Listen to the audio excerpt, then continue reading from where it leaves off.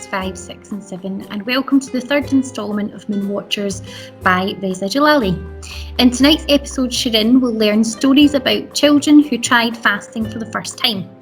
After hearing the stories, Shirin will ask if she too can attempt to fast. So please join us to find out how Shirin copes during this time.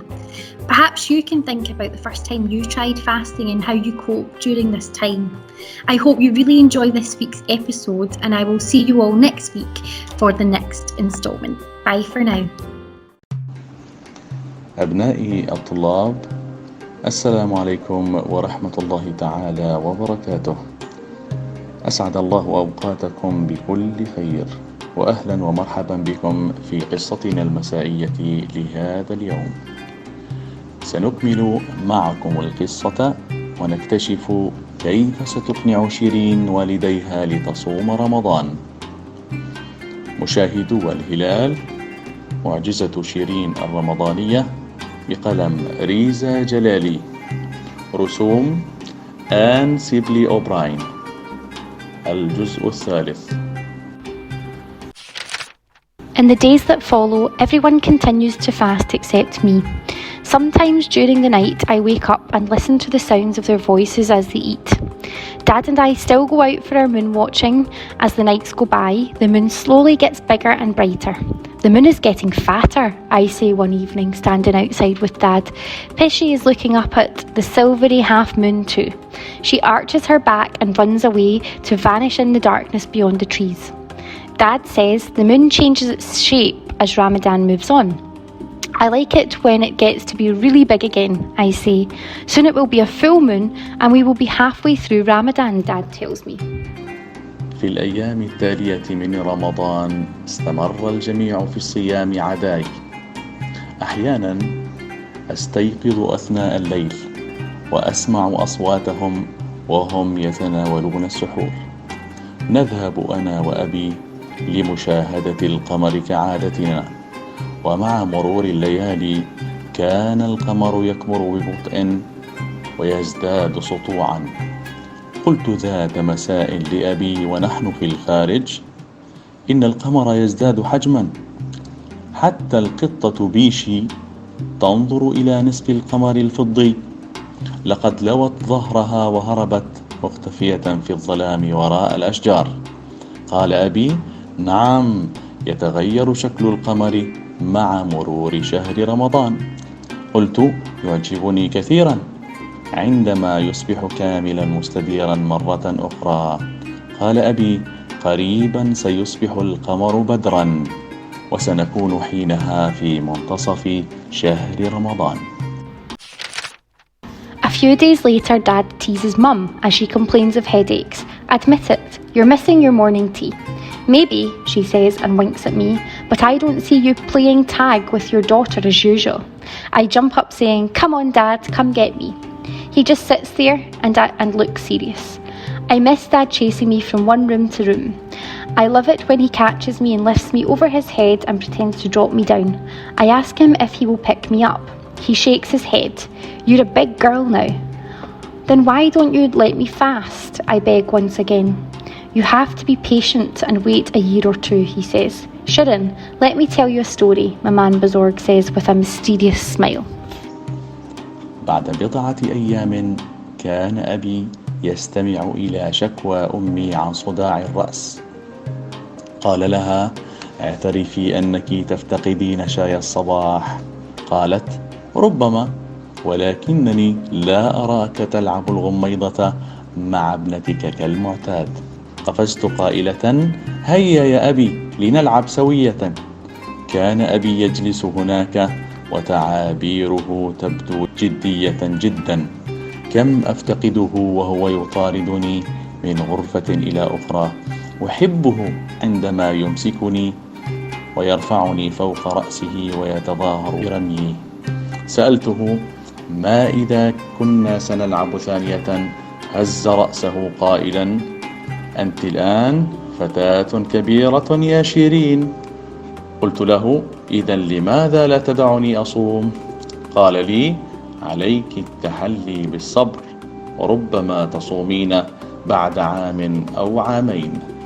قالت جدتي بابتسامة غامضة: شيرين، دعيني أقص عليك قصة جميلة. Yeki bud, yeki na bud, she starts. Once upon a time. In my head, I translate the words into English. There was a small boy who wanted to fast for Ramadan, like the elders in the family. He kept asking his parents to let him do so. His mother came up with a clever compromise.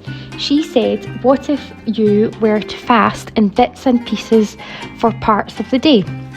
Dad sips his tea and watches my grandmother as she fixes her scarf and continues.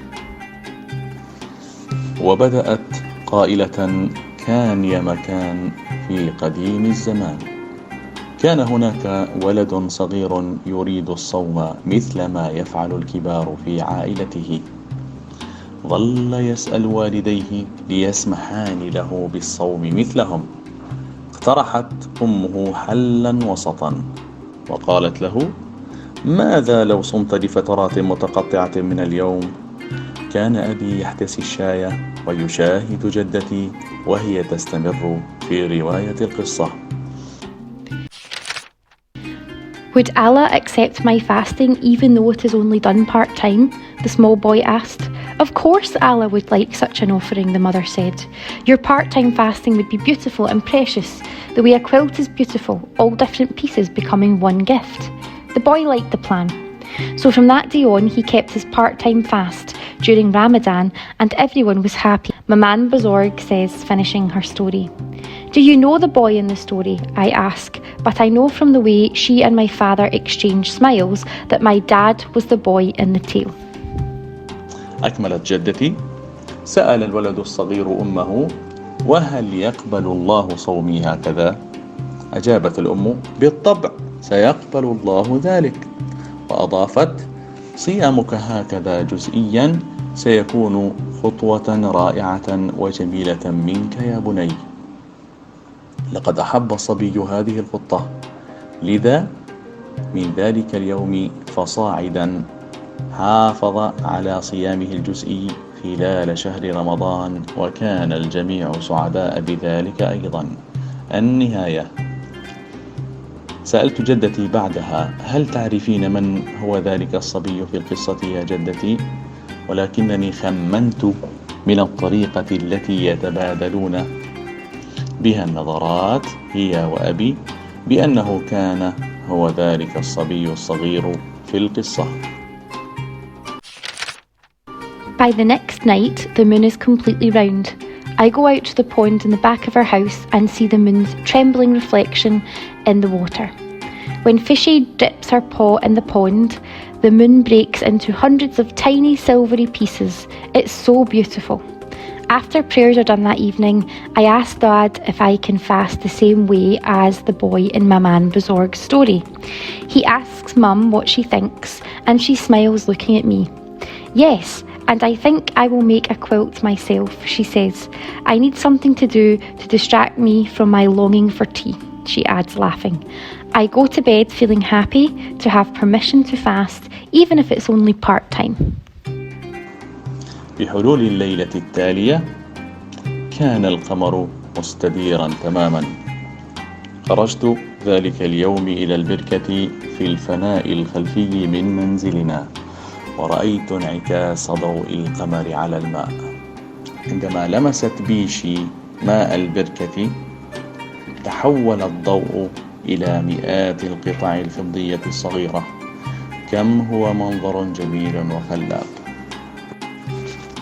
بعد انتهاء الصلاة في ذلك اليوم سألت أبي ما إذا كان بإمكاني الصوم بنفس الطريقة التي صام بها الصبي في القصة. سأل أمي عن رأيها فابتسمت بوجهي وقالت: نعم، وأعتقد بأنني سأقوم بصنع لحاف أسلي فيه نفسي. ذهبت إلى الفراش تلك الليلة وأنا سعيدة جدا لأنني سأصوم أخيرا، حتى لو كان ذلك جزئيا. The next day, when Dad comes home from work, he asks if I'm okay going without breakfast and lunch. He kisses me on the forehead 3 times. We go outside to watch the sunset. The sky turns red as if it's on fire. Then as the darkness of the night grows, Dad starts the grill to barbecue chicken. I head inside to help Mum. "Can you please start the water boiling for tea?" she asks as she drains the water from the rice she is cooking. "How come Ali does nothing?" I ask. "He feels too weak," my grandmother says with a little twinkle. "Not everyone fasting is doing as well as you, Shirin." This makes me feel good. I offer to help my mother pin together the squares for the quilt later. في اليوم التالي عندما عاد أبي من العمل سألني ما إذا كنت بحالة جيدة بدون وجبتي الإفطار والغداء. قبلني على جبهتي وذهبنا سوية لمشاهدة غروب الشمس. كانت السماء تتحول إلى اللون الأحمر كما لو أنها مشتعلة. ومع حلول الظلام بدأ أبي بالشواء في الخارج وتوجهت إلى الداخل لمساعدة أمي. قالت لي أمي وهي تطبخ الأرز: "شيرين، هل يمكنك أن تغلي الماء من أجل الشاي؟"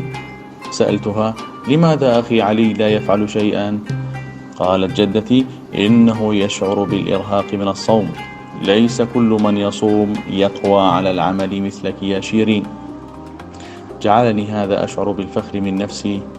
عرضت مساعدة أمي في صنع اللحاف التي كانت تعمل عليه. After school the next day, I am so hungry I could eat a horse. When I open the door to the kitchen, I see Ali stuffing something in his mouth. I almost yell that he is cheating, but I stop. He might have forgotten he is fasting. I know for myself how hard it is to fast. My mouth waters as I watch him take a big bite of golden apple. "What are you doing here?" Ali asks with surprise. "Nothing," I say. I want to say that I saw him eating. My brother is so sneaky. I want to tell our parents he has broken his fast, but I decide to stay quiet. I think maybe the silence is my first good deed for Ramadan. Ali stares at me. I walk away feeling proud of myself. Maybe Ali will stop teasing me now.